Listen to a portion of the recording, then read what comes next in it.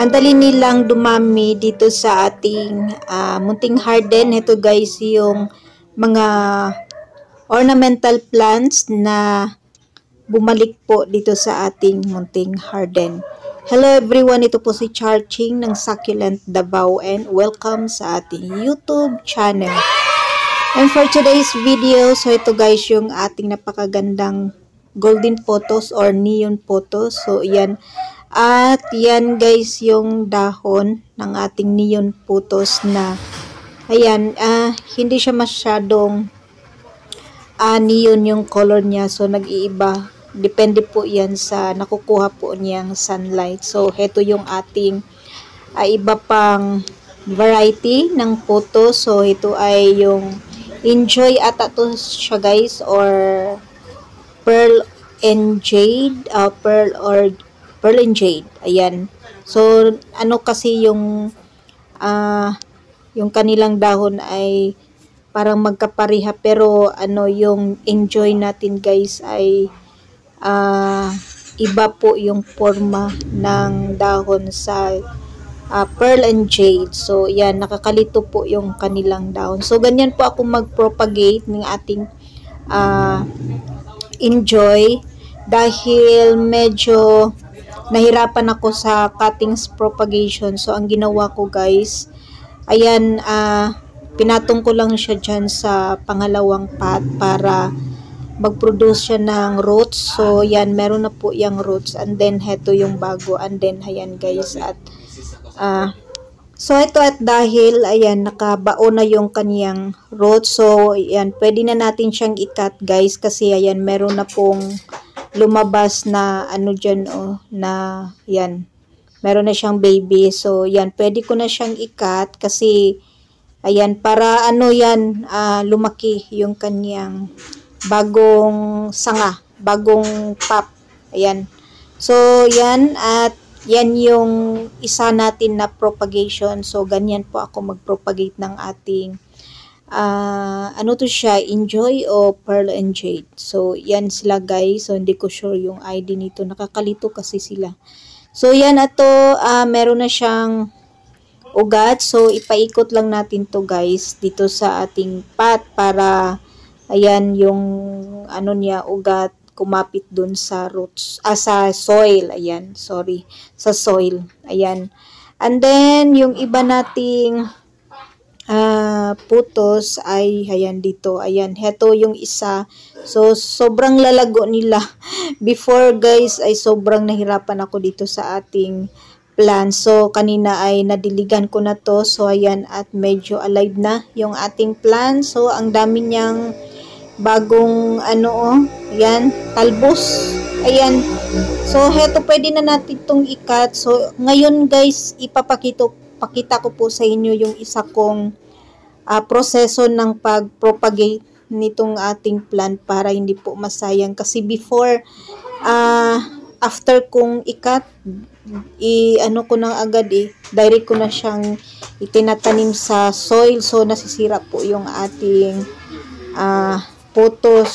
So, sa iba kung madali lang po kayong nakapag patubo nitong photos ay sobrang ano niyo po, ang gagaling niyo pong magtanim ng ganitong mga plants. So ako ay medyo nahirapan, kaya lang yan yung naghahanap ako ng mga paraan para ako guys, makabuhay ng mga photos. So yung photos ay kung ilagay mo lang kahit saan ay natutubo po yan, pero pag galing po sa kamay natin guys, meron po talagang ibang halaman na hindi po talaga nakakasurvive. So mali po yung sigurong proseso or yung pagpapatanim o pagpapatubo natin sa ating mga plants. So heto at ayan, heto at gumapang na yung ating isang photos dito. So yan, pwede na natin siyang i-cut. So ang hinahanap ko dito ay yung may talbos na meron ng roots. So, yan. At i-cut natin siya, guys. Ayan siya. And then, mamaya ipapakita ko po sa inyo kung paano ko siya i-propagate. Ayan. Then, ayan, meron na siyang ugat. Ayan. Meron na siyang roots. Yung talbos. Ayan. So, hindi ako nag-propagate pa ng stem. Yung ano talaga yung stem ng puto. So, ang tinatry kong i-propagate yung talbos, yung bagong talbos ng putos natin. So, ito at mag-cut din po tayo dito para meron tayong, heto yung ordinary, yung green. Ayan, i-cut natin siya dito kasi meron na siyang roots. So, madali lang naman silang lumago guys pag stable na yung ating plant. So, napakadali po nilang lumago. Yan, one month lang po, umaabot po ng ilang metro yung haba ng ating puto. So, ito at meron na tayong nakuha. Meron na din po yung roots. So, dito din, kukuha din po tayo dito. Heto yung golden putos natin. So, kanina, yun yung natin, neon. So, heto yung ating golden putos. So, yung yung nainganyo akong magtanim ng mga ganito mga putos guys. Nakita ko dun sa vlog ni Sir Hermes Sonajo. Siya yung inaabangan ko sa pag-alaga talaga nito. Dami niya ng na-propagate na ganitong halaman. So sa kanya ako kumukuha ng ibang idea kung paano natin siya paramihin dito sa ating munting garden. Kasi sobrang hirap ako before guys na magparami nitong ating puto. So naghanap ako ng ibang iba't ibang idea paano natin siya paramihin dito sa ating munting garden. So i-try natin siya guys kasi naging effective naman po sa iba. So i-try natin dito sa ating munting garden. So ito na guys yung nakuha natin, and then heto at meron po akong mga cute na flower vase dito maliliit. Then meron tayong cup. Ayan, yung napakahiwaga nating cup. Yan, yung mug. Ayan, mug natin. So, yan yung ating nakuha na mga talbos ng putos. Ayan sila guys, iba't ibang variety ng golden putos. Wala tayong neon na nakuha. Meron tayong yung ordinary, yung green, at saka yung ating enjoy o pearl and jade. So, yan yung nakuha natin. And then, heto yung ating mga paglalagyan. So, ang gagawin natin ngayon guys ay mag-propagate tayo ng ating mga nakat na putos. So, ito yung tinatawag na cuttings propagation in water. So, yan. Ilagay lang po natin sila sa isang container. So, ito meron tayong cup and then mga maliliit na flower vase. So, yan guys yung isang proseso na gagawin natin dito sa ating mga plant. Ayan. So, try natin siyang isukat lang. Yung tamang-tama lang na makapasok yung sa loob para makasip-sip siya ng water. So, ito yung ating water, anong tawag doon? Yung cuttings propagation natin na ibabad natin siya sa water. So, yan. Kasi meron tayong yung pinagapang lang natin siya sa other pot. So, heto naman po ay sa water natin siya ipapatubo. Papaugatin. Ayan. So, meron naman po silang ugat. So, ang natin dito guys ay yung dumami pa yung kanyang ugat. So, yan yung isa nating proseso ng pag-propagate ng ating yung ating mga putos. So, maganda din siya pang display dito sa ating munting garden. Habang nagpapaugat tayo ng ating mga putos ay ayan, i-display natin siya. Pwede natin siyang ilagay sa table, center table natin siya guys. Ayan, and then pwede din po natin siyang ilagay sa kitchen. napakaganda pong halaman na pang-display sa ating sa loob or sa labas ng ating tahanan. So, ganito lang guys yan.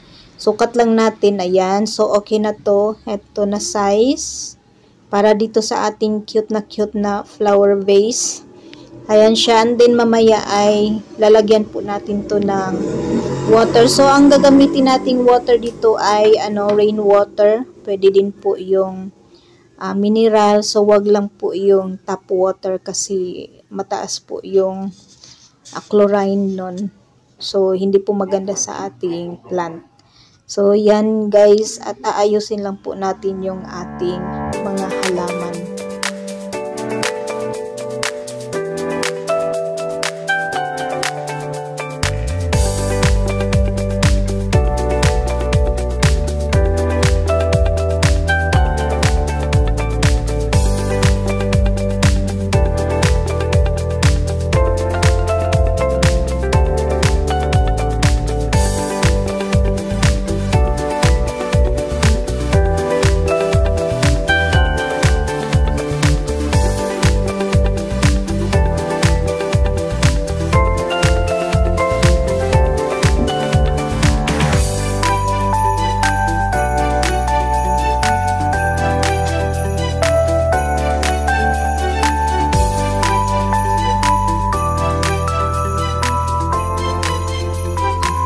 So, ayan na guys, naayos na po natin yung ating mga cuttings.